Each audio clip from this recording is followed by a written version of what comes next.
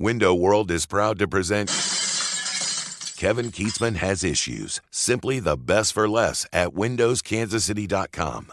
It's a good thing the Chargers get paid to play football because I don't think they would continue to do this free.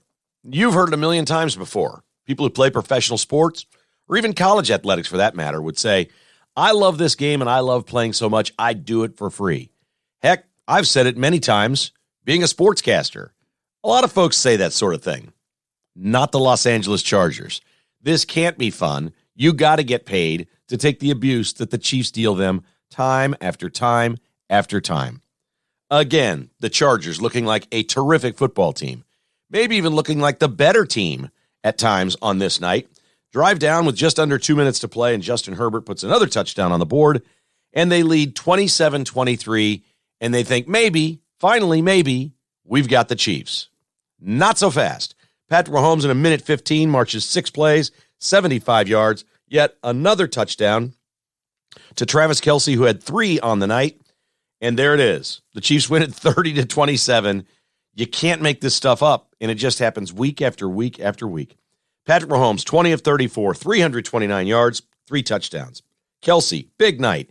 6 catches, 115, all 3 touchdown receptions.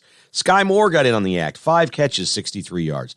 Isaiah Pacheco taking over at running back, 15 carries, 107 yards. The Chiefs moved to 8-2. That is tops in the AFC. But man, everybody's nipping at their heels. The Dolphins, the Bills, the Ravens, the Titans. They're all 7-3, just 1 game back of Kansas City. This is going to be wild. And it was a wild night when Patrick Mahomes hosted the Fonz for football. If you haven't heard this story, it's a great one.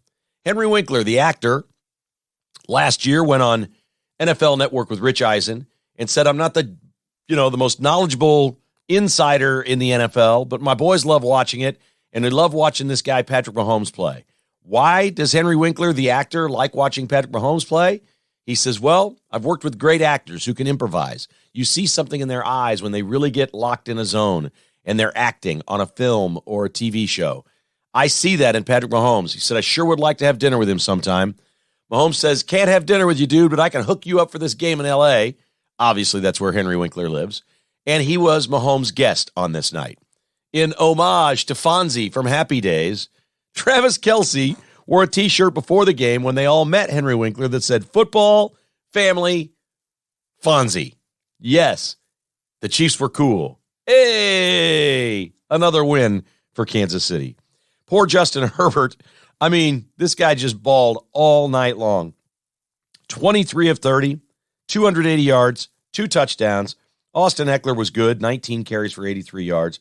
Mike Williams went out of this game early. That left Keenan Allen and Josh Palmer to take over at wide receiver, and we knew wide receivers would be key in this game. Chiefs did not do a great job stopping these wide receivers.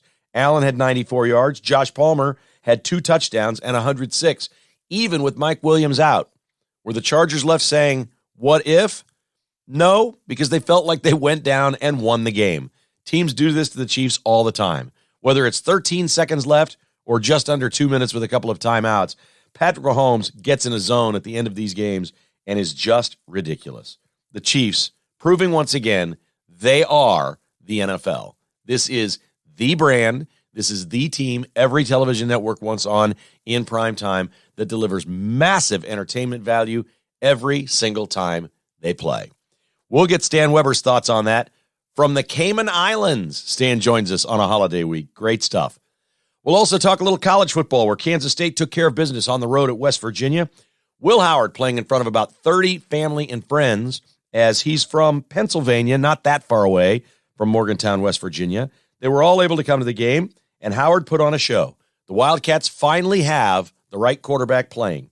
294 yards passing, 2 touchdowns for Will Howard. A wild first quarter as Kansas State raced to a big early lead and then just kind of took the air out of the ball in the second half. They just ran clock, ran it and ran it and ran it, wanted to get on that bus, get on that airplane, and get back to Manhattan with 1 game left to win and go to the Big 12 championship game. Kansas State will host KU Saturday night.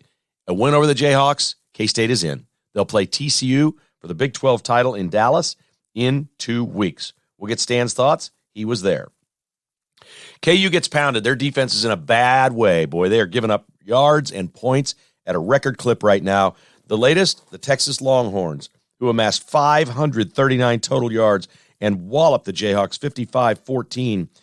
Man, Texas played 2 games in the state of Kansas this year, and both times the coach played the wrong quarterback.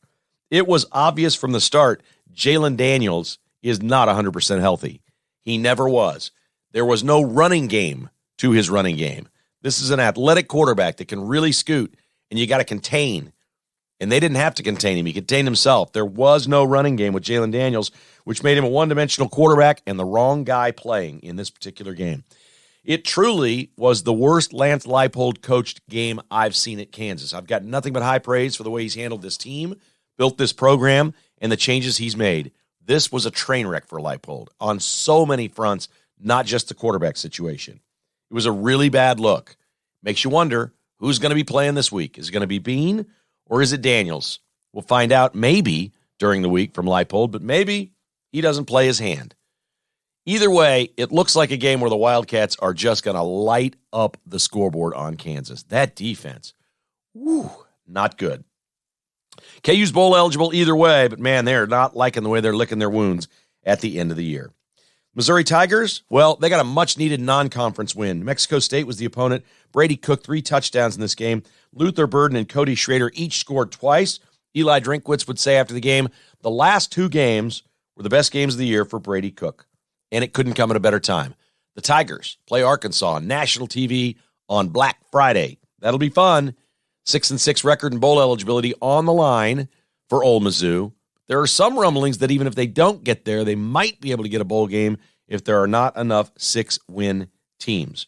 We'll see as it plays out. The Tigers sure looked good out of conference in a game on Saturday that they just took charge of. And the offense really moved the ball, put 45 on the board. The Tigers will take that one. Stan's here to break it all down from the Cayman Islands again on a holiday week. It is brought to you by Cornerstone Property Management. Let your rental work for you. Cornerstone Property Management can manage your rental properties for you. Whether you have 1 or a dozen properties, they are absolutely the best in the Midwest. If you have rent collection issues, man, they screen tenants in the best possible way. HomewithCornerstone.com is the website. Cornerstone Property Management also buys houses. If you're trying to get a house, if you've inherited one or your parents have recently moved out of their home and into some assisted facility or something like that, and you need to move a house fast, Cornerstone Property Management will buy your house. HomewithCornerstone.com, proud sponsor of KKHI Weekend. Spencer was very busy this weekend. There was no weekend episode. Bad Spence. We appreciate our friends at Cornerstone Property Management. Again, online, HomewithCornerstone.com. Earth Effects Outdoor Living, your hardscape headquarters. Daniel and his team at Earth Effects have over 25 years experience in outdoor living. Fire pits, water features, patios, bars, outdoor kitchens, you name it, they do it at Earth Effects Outdoor Living. They're also a full landscape company. If you'd like to hire a new landscaper to do all the work around your house, Daniel's a great guy. He loves the podcast, and he's a terrific American patriot. Online at eeoutdoor.com. That's eeoutdoor.com. Or call Daniel at 816-215-9332 for Earth Effects Outdoor Living, online at eeoutdoor.com. And Advantage Termite and Pest Control online at AdvantageTPC.com. Aaron and the gang over at Advantage will make it to where you never see any critters around your house. Sign up for their regular service, and you're going to be treated to terrific customer service and outstanding care for your home. We've been with Advantage for over 20 years. It's the only pest control company we've ever had. Right now, this time of year, you might see some spiders or crickets, some stink bugs around. If you're seeing things like that, spot up, call Advantage. 913-768-8989. AdvantageTPC.com. That's Advantage Termite and Pest Control. Oh my, Stan is joining us from beautiful paradise in the Cayman Islands. He's there calling a basketball tournament, but we're going to talk football on the Football Feast at KKHI. Hit it. The KK Has Issues conversation is presented by Roberts Robinson Chevrolet Buick GMC. Shop, click, drive at robertsrobinson.com. Well, we had to call Stan in off the beach on this Monday to talk a little football. He's at the famous 7 Mile Beach in the Cayman Islands basketball tournament, but nothing keeps Stan Weber away from the football feast here at KKHI. Hello, Mr. Weber. How are you, sir? I'm doing well, Kevin. It's hard to not say that on Thanksgiving week, a week I love. It's an awesome get-together. I think people doing what they want to do, getting together with the people they want to, and watching a lot of basketball and especially football. And after freezing my buns off in West Virginia, yes, it was cold there, cold and windy. The TV made it look a lot better than it was, Kevin, because the sun was out. But when we landed on Friday, a giant snowstorm just dumped on us, and everyone walked in the hotel. You only have to take like 5 steps to get in the hotel, and it looked like people had put a white cap on us or something. Everybody had snow caps. That's how hard it was coming down. So it was freezing. So I have a great appreciation for, I know you love warm weather, but I think I got a Kevin Keatsman level of appreciation after West Virginia to be down here in the Cayman Islands for some basketball. Well, I think that's where you are is the prettiest beach I've ever been to. That 7 Mile Beach in Grand Cayman is just spectacular. I'm sure maybe somebody will tell me there's better beaches somewhere, but I haven't been to a better beach than there. But the Cayman Islands, this is going to be good because, you're a big CEO and an accountant and money, and you're just really good at all the stuff that you do. Isn't the Cayman Islands where everybody shelters their money? Isn't banking like the industry in the Cayman Islands? Yeah, well, you're a little advanced over me. I've been sticking to football and basketball, and just wondering, like, will they take my money? Will they take my money? And it said, yes, for every dollar that you spend, you get 80 cents worth of value here. So it doesn't matter unless you look at what their prices are. So Okay. If something that costs $10 at home costs $8 here, then who cares? But I have a feeling what costs $10 at home costs $25 here, which means it really costs like $30. But I'm not going to worry about that right now. I mean, I'm going to be here for a good time, and they pay for most of my stuff anyway, Kevin. I know. So I thought the Cayman Islands were known for banking, though, like tax. Well, I don't know. shelters. I've not studied that. Okay. I was just talking to some locals and learning about things here. So I'm kind of learning on the run. I've been so focused on the number of games that I've got to broadcast, starting last Thursday night at a basketball game, Saturday football, Monday, Tuesday, Wednesday this week basketball, Saturday football. So I'm in addition to loving and watching all the NFL and college football. So I've just been so focused on getting that done. And like you said, I'm also tracking what's going on at Tower Properties. That's a little bit of an important thing as well. You got a company to run while you're doing all this. I can do it with sand in my toes, though. I can do all those things. I love that. I love that. All right, let's start with the latest miracle from Patrick Mahomes. And I opened the podcast today, Stan, by saying, we've heard people in sports say we love playing sports so much we do it for free. I don't think the Chargers would play football anymore for free. They have to get paid to get beaten up by the Chiefs like this. This is just ridiculous what happened again on Sunday night. Well, Kevin, you summarized this so well, because as I watched the game, there are different things that you could point out and get into a discussion about, but it just comes down to something pretty simple. Patrick Mahomes is just unbelievable, and he just makes all the difference in the world as receivers are getting hurt around him. And Travis Kelce deserves to be in the same sentence. I've been a guy who's been the three-pronger for a long time, since Patrick Mahomes has become the starting quarterback for the Chiefs and taking it to another level that Alex Smith set. I mean, the Chiefs are already winning divisions. And after last night, we know they're going to win their 7th straight division. But Patrick Mahomes has taken it to another level, best in league type of football. And I always said, as you've heard me say so many times, Kevin, Tyreek Hill, Travis Kelce, along with Patrick Mahomes. Well, now there's only 2 left, and the excellence continues. But, man, Travis Kelce, unbelievable, going against probably his hardest guard. James is probably the best matchup trying to stop Travis Kelce. He's had some success doing that. But, again, those 2 guys, when the pressure's on, step their game up to an unbelievable level. And especially Patrick Mahomes, Kevin. I just think about down, no momentum, 3rd and long, and backed up in their own territory, having punted a couple of times. You think, hey, maybe the Chargers have a little momentum, and then completes a pass on 3rd and long, gets the drive continued on, and then doesn't look back. but has to prove it over and over again, has to win the game in the last minute when the Chargers came back. So Patrick Mahomes running, throwing, figuring out ways to win the game is just off the charts. So that's just Chiefs' unbelievable play, starting with those two superstars. We never want to discount what Andy Reid has, because the Chargers know how to lose and the Chiefs know how to win. But even then, the Chargers had their back to the wall. You know how this works, Kevin. In the NFL, back to the wall, season on the line, division foe.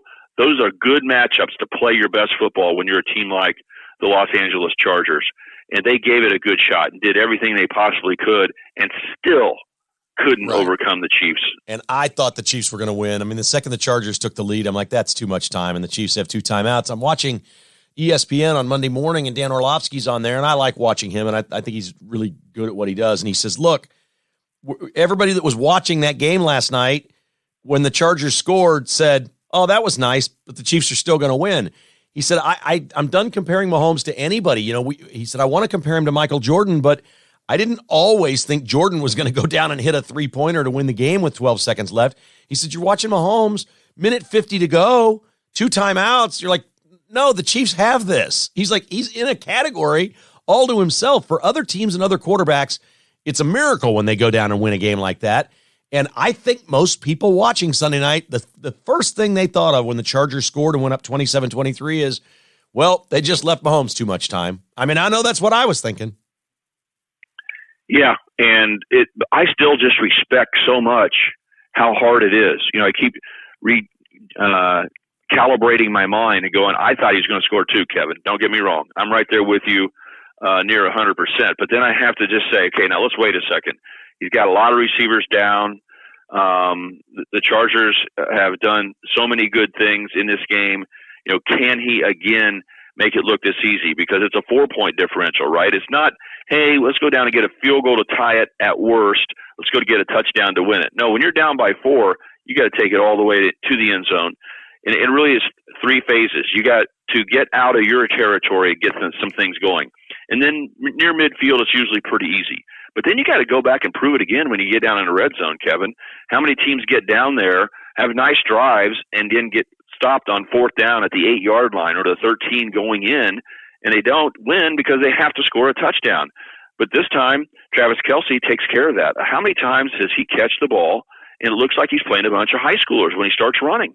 He just runs by them and shoves them out of the way. And no, it was amazing.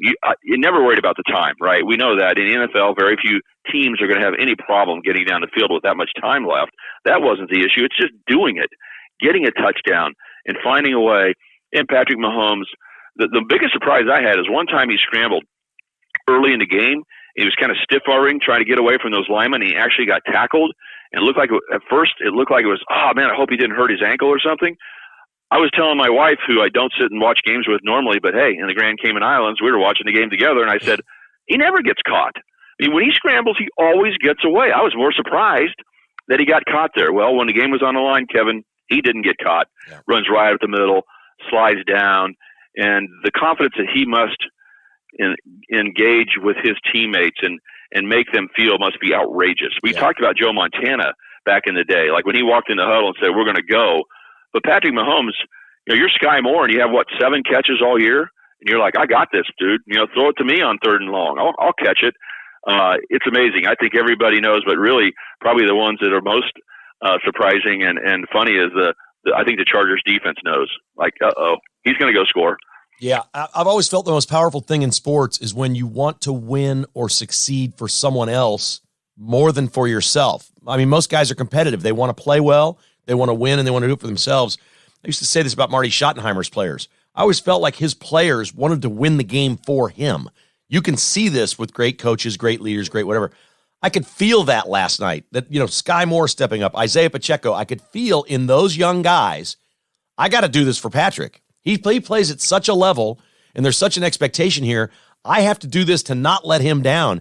And I think that is an unbelievable motivator for young players when they identify somebody and say, I can't let this guy down. I got to do it for him. And I think there are players on that Chiefs offense that absolutely play that way with Mahomes. Yeah, there's no doubt. These guys are good pieces, but they're just pieces, Kevin. Right. He makes them take another level. I mean, Kelsey's awesome. Kelsey is awesome. and so is Mahomes. But the rest of these guys, we watch NFL games all the time, and these players are interchangeable. I mean, many of the Chiefs, my buddies, I got to say this, Kevin, in case they're listening on this podcast. I always talk to my buddies who my best friends still are the offensive linemen. Love those guys.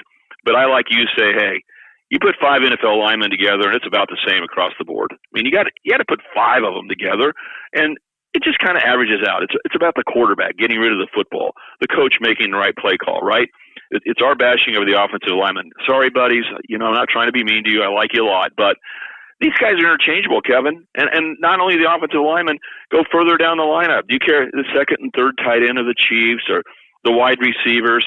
They could be on any NFL team, and it could trade them around however you wanted to, and give them a few months with Andy Reid and Travis Kelce and Patrick Mahomes, and they would light it up. That's how great these guys are, Kevin. I mean, Patrick Mahomes just takes his team on his back and says, we're the best team in the NFL. And until he makes those plays, Kevin, they're not the best team in the NFL. When you watch all the plays, when you watch all 150 plays of the game, the Chiefs aren't dominant in every play in every area, but the defense can play with an aggressiveness. They can get on their toes. They can say, hey, if we make a mistake, who cares? We're going to make up with it. We're going to win this game. The mentality allows everyone to relax, play to their highest ability, and it's really about Andy Reid, Patrick Mahomes, Travis Kelce. Other than that, hey, we can talk about whatever Chief you want to. But Pacheco, he can be playing for anybody, Kevin.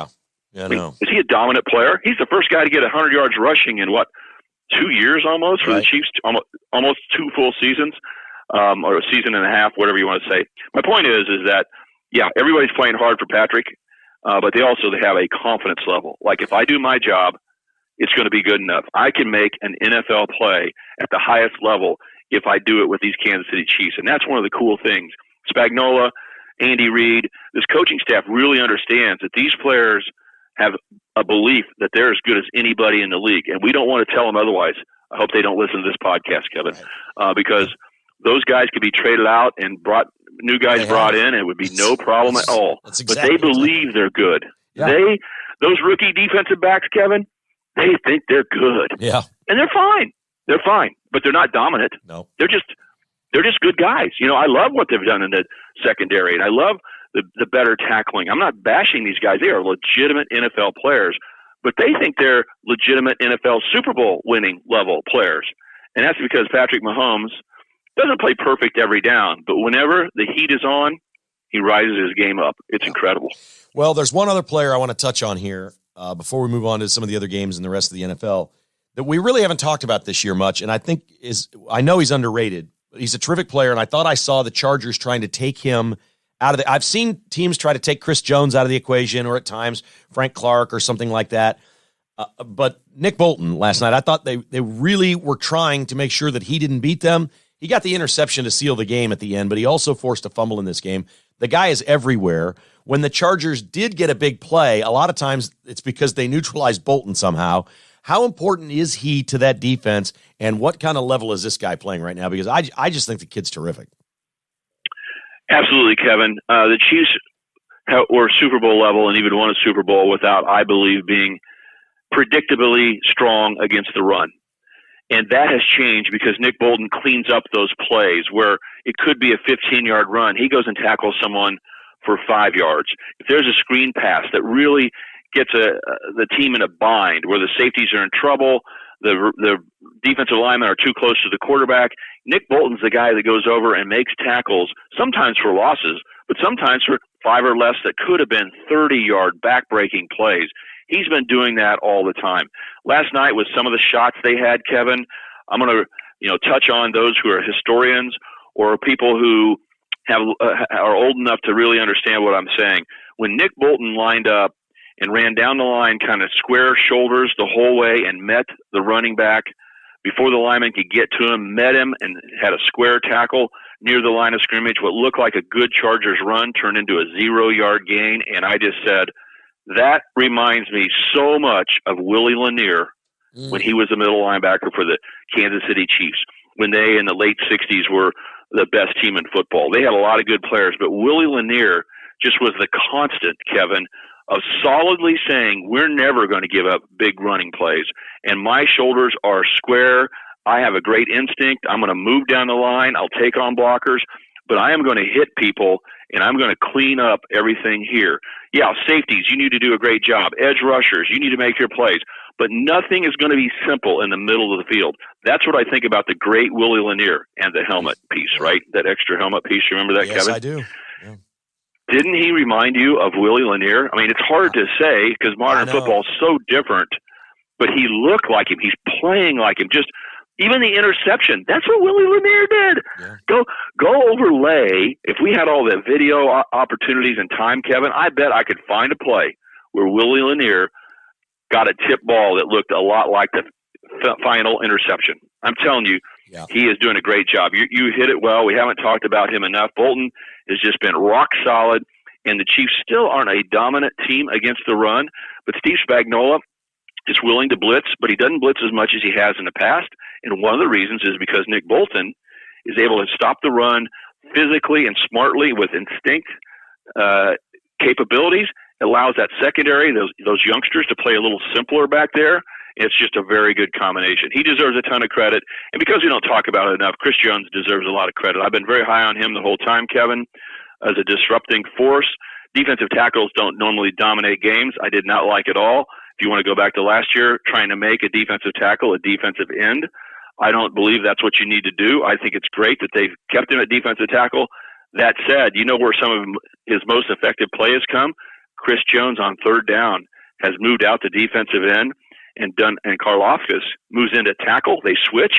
It's worked very well because both linemen are having trouble with a different matchup. The inside guys are having trouble with Karlaftis and his style, and Chris Jones is dominating the tackles, not down after down, but just on third down. It's enough of a changeup. So have Chris Jones play at a high level and Nick Bolton be the new version of Willie Lanier. Cool. I didn't ever think that until last night. When I saw one of those replays from end zone angle, I go, oh my gosh, that is Willie Lanier. Yeah, I hadn't thought of it, but I think you've nailed it. I'm so glad I asked you that because that's an unbelievable comparison and compliment. And we got a lot of years of Nick Bolton on this Chiefs defense. It's going to be a thrill to watch him play. He's really, really good. Here's a hypothetical. The Chiefs win. They win on the road. Mahomes has never lost a division game on the road. That's ridiculous. It's the fifth straight win. The fifth straight game they've won while trailing in the fourth quarter. That's insane. I mean, you just can't make some of this stuff up. If the Chiefs had played the Cowboys yesterday, who would have won? Well, the Chiefs would have won. Really? Because we're transitioning to the Cowboys, and there's something you need to track with the Cowboys.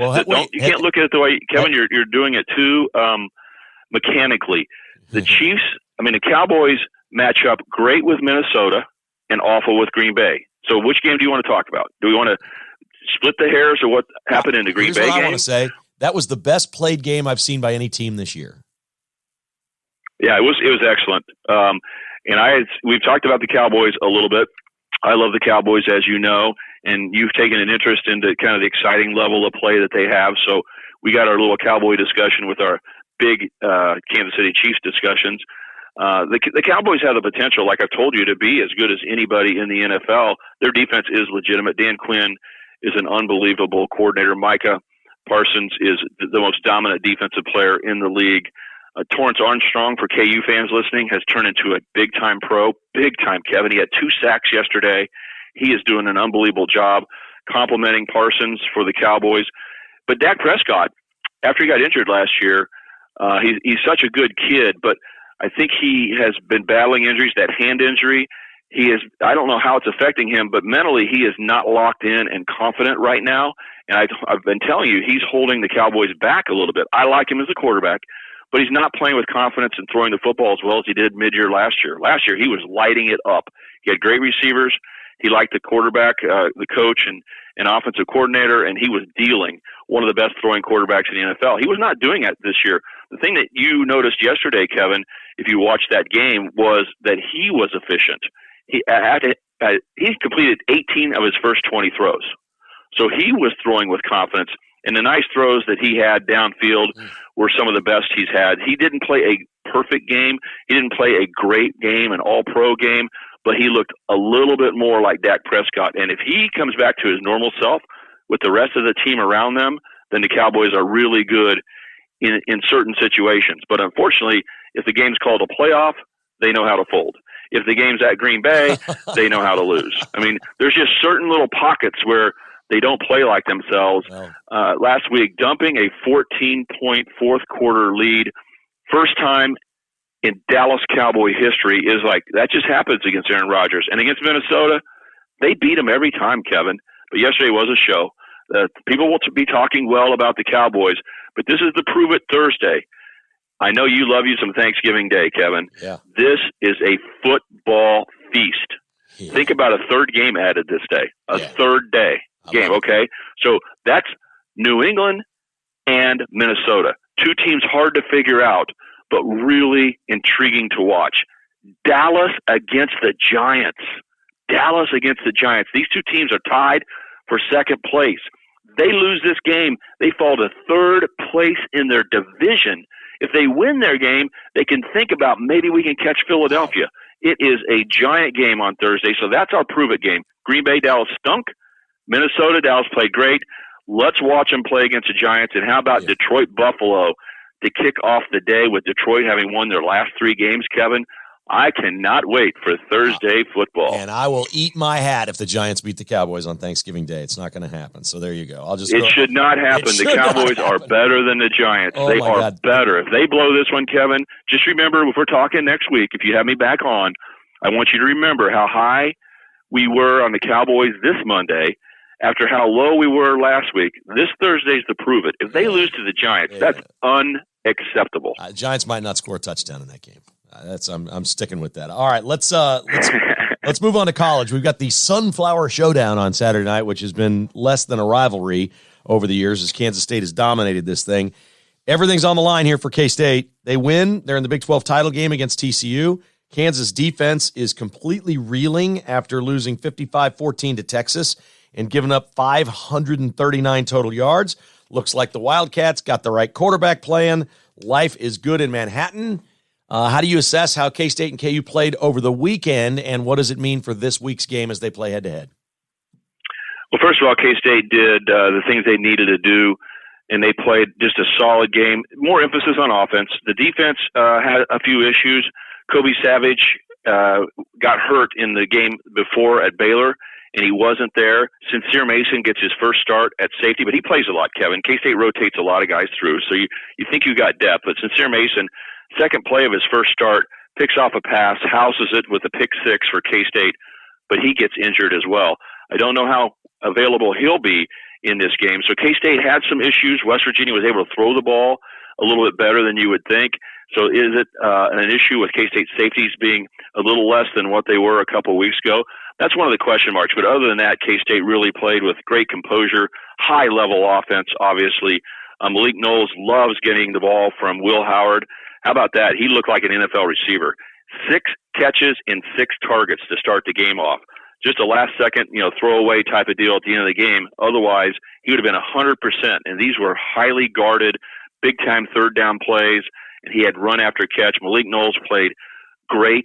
One of the questions for K-State is, what about the field goal kicking? They moved to a different kicker. Ty Zentner is now punting, kicking off, and kicking field goals, Kevin. That is a tough load. Different types of leg movements. That's not easy to do. The longest field goal he'd made in his 3 games as a new K-State kicker was 31 yards. So what was K-State going to be? Well, he hit a big-time cold weather 46-yard field goal right before the half and then backed it up with a 53-yarder just the next series. So the kicking game picked up. Mott got 3 sacks for K-State. So there's different guys on defense that can get it done, and the Wildcats look very, very good. K-State won as many road games in conference play as any K-State team in history had, Kevin. The 1998 super team that was ranked number 1 in the country, the 2012 Big 12 champions, each won 4 road games. The Cats did it 4 conference road games. So they've been very good home and away. They'll be excited about this game. The real question mark is KU. They've been the easiest team for me to track and to talk about all year long because Lance Leipold has had them locked in. They're at that point in their history where there's no expectations by the outside world, but they knew they're good. So they never blinked. When they get behind, they'd come back. Didn't matter if they came back and win like they did early in the year against West Virginia or Houston, or if they just came back and made it close like a road game against Baylor. They were rock solid, locked in, and very dangerous on the offensive end, unbelievably good at the quarterback position. What we look at now, though, is are there new questions, and is that going to change for the first time this year? Texas romped them, okay? This is the first time where they said, we are better than you and get out of the way. And how will Kansas respond? Because that did not look like the Kansas team we saw earlier this year. And one of the big questions is going to be, to me, for the K-State KU game, Kevin, is what version are we going to get of Jalen Daniels? He, at the beginning of the year, was in the Heisman Trophy conversation. He was playing at that high level. He shouldn't have been then playing he got Saturday. hurt. It was obvious very early he wasn't ready to come back. Lance Leipold had his worst day as a coach at KU that I've seen, and I'm not being overly critical because I'm a big fan of Lance Leipold, but he had the wrong quarterback playing, and he didn't look ready, and I wouldn't be surprised at all if Daniels doesn't play at all against Kansas State. He did not belong on the field. If you take the legs away from that quarterback and he can't run, which he couldn't, and they weren't going to let him, they didn't call any running plays. He never scrambled. If Jalen Daniels is one-dimensional, he's not that good.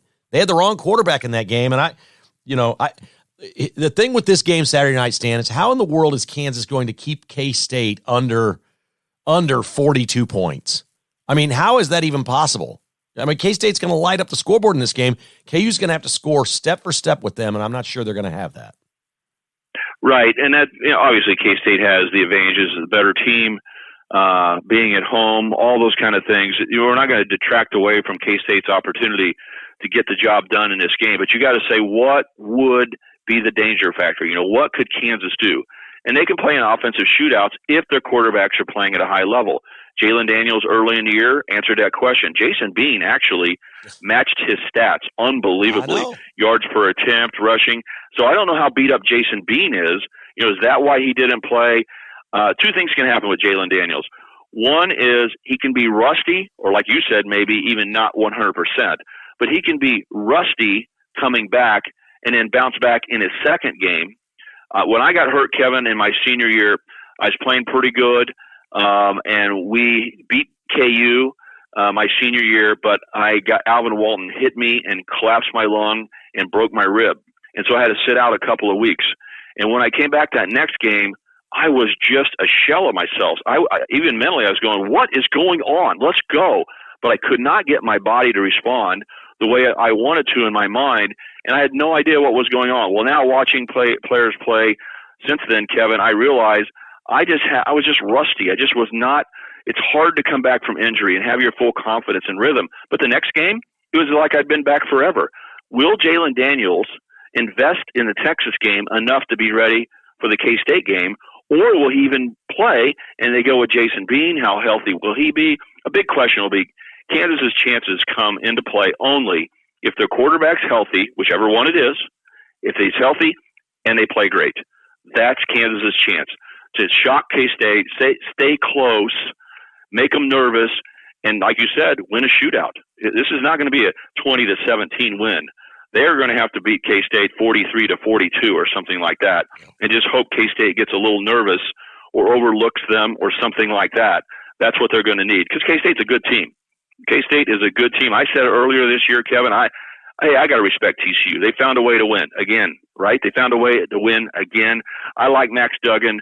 They got explosiveness at their wide receivers. I'm not going to try to bash TCU, but when K-State was playing its best football for a quarter and a half or so, at one point mid-year this year, I said on the air, because my TCU announcing buddies texted me and said, oh, okay.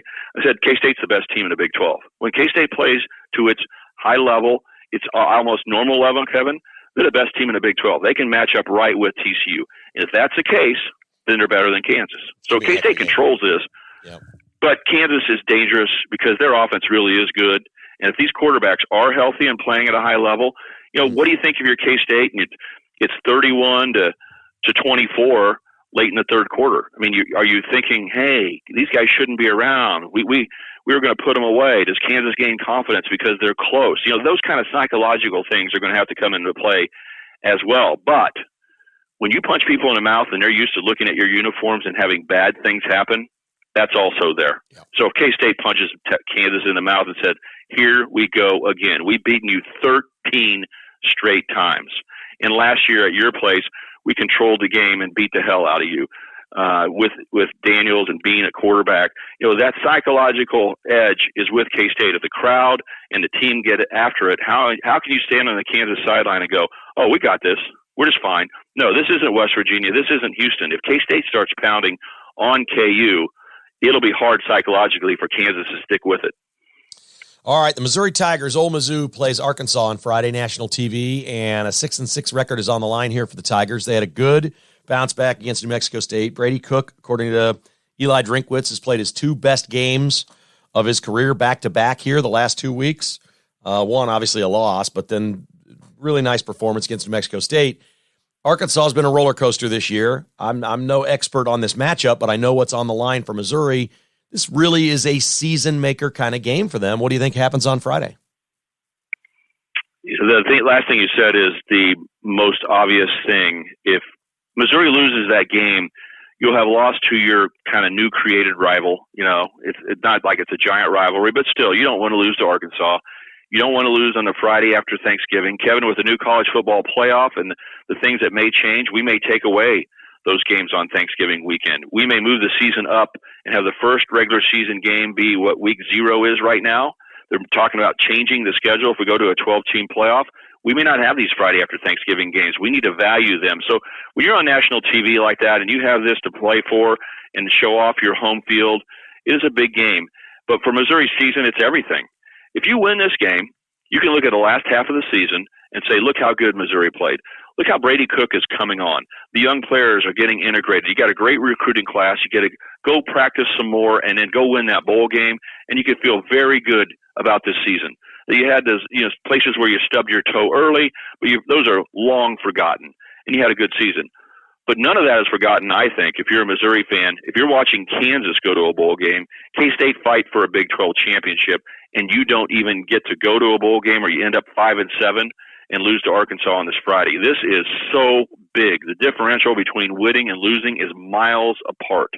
This is Eli Drinkwitz's big game. Okay? You win this game, and, man, I think it really does so much for your program. But Arkansas has the capability of embarrassing Missouri. Arkansas, with their quarterback back, got after it against Mississippi, and they dominated Mississippi. That is in play. I could see this game going Arkansas's way and winning by 2 touchdowns and everything going right. But what Missouri has to hope is Cook's efficient, that defensive front slows down the Arkansas, and they make it a muddy game. Not on a scoreboard. I'm not. It could be 31-31, but just make sure it's a close, hard-fought, even game, and that gives Missouri the best chance. I obviously believe in Arkansas more than I believe in Mizzou right now, Kevin. And like I said, if everything goes right for Arkansas, I can see them separating. I think they're better than Missouri. If they play 10 times, I think Arkansas wins 3 or 4 of them by double digits easily, and then wins probably 6 or 7 out of the 10. So Missouri's going to have to fight uphill, but it is a home game. If the crowd gets there, helps the Tigers along. Man, if you're a Missouri fan and you can do anything about it by going and yelling for the Tigers, be there and do it, because a loss compared to a win. Just keep playing that out in your mind, Kevin. 5-7 and what happened this year to Mizzou and what's happening at Kansas versus winning this game, beating Arkansas, go to a bowl game and all those things and a chance to win another one.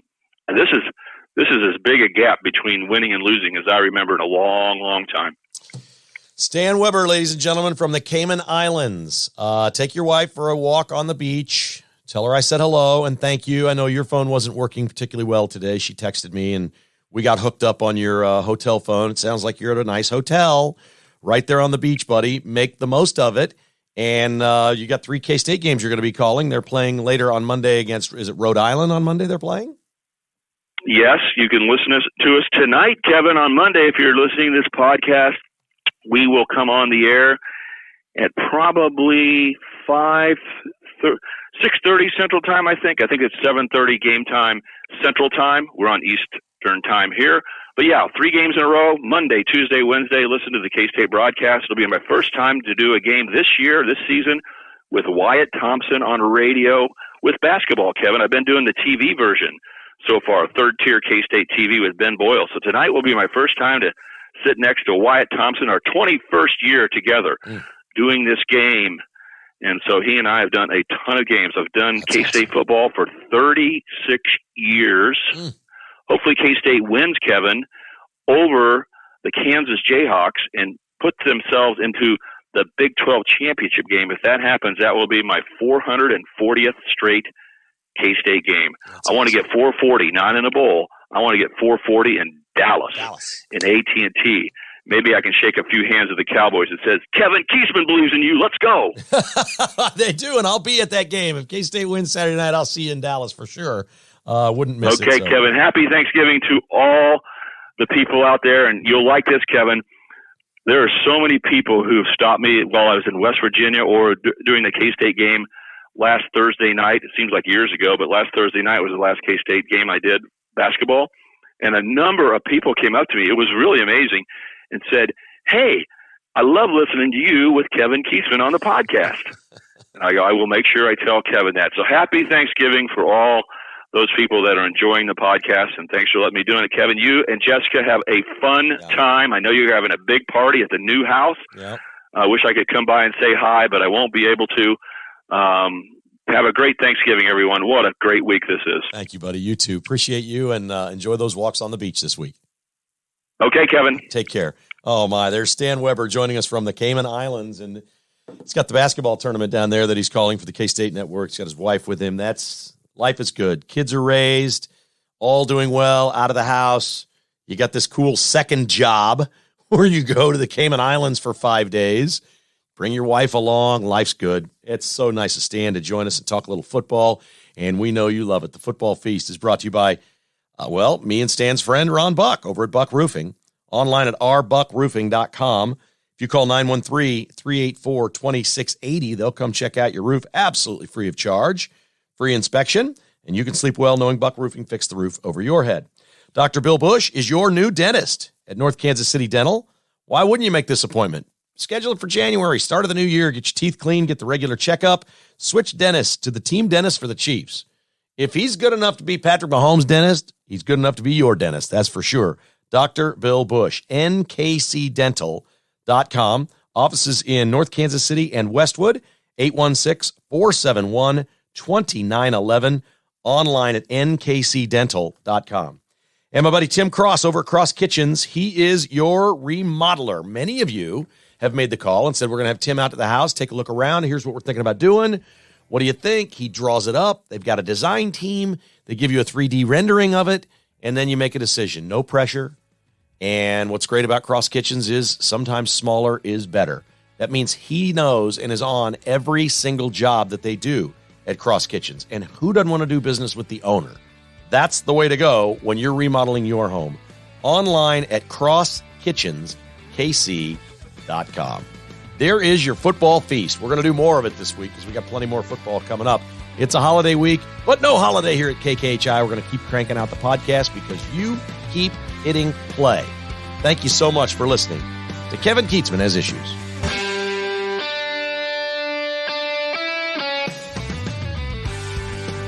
Thanks for listening to Kevin Kiesman Has Issues, presented by Roberts Robinson Chevrolet Buick GMC. To get exclusive patrons-only podcasts, receive a weekly newsletter, and attend in-person patrons-only parties, visit KKHasIssues.com and become a patron today. This has been a production of Crooked Tail Media Incorporated.